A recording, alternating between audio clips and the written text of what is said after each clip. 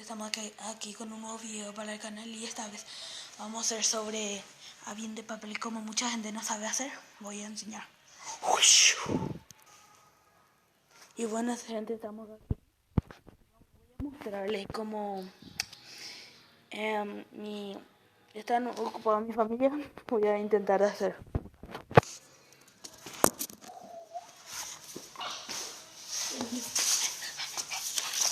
Voy a mostrar cómo se hace primero. Quiero ser más sexy. Ok, pero primero voy a enseñar. Vamos a doblar la punta de la hoja así. Va a quedar como así va a quedar. Voy a doblarle la otra punta.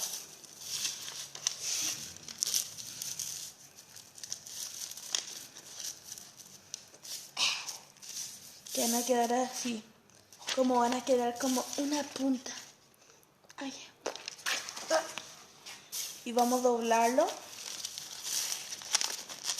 así.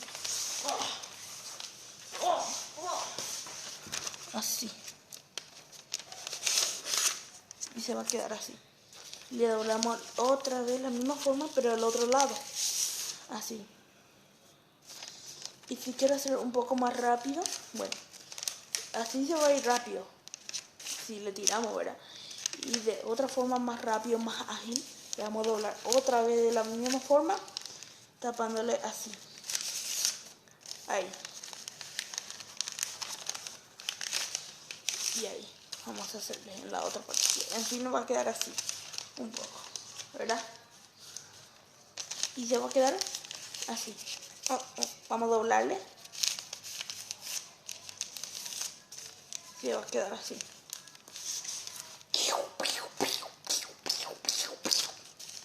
Le vamos a doblar esta parte. Así. Y así. Terminamos. Y miren.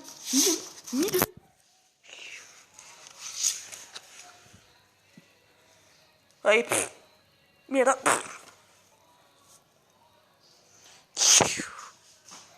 Te tiré mal. Es que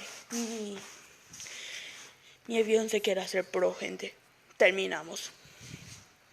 Gracias, gente de YouTube. Espero que les guste este video para el canal y que le haga de servicio. Gracias. Y voy a subir otro video cuando esté libre otra vez.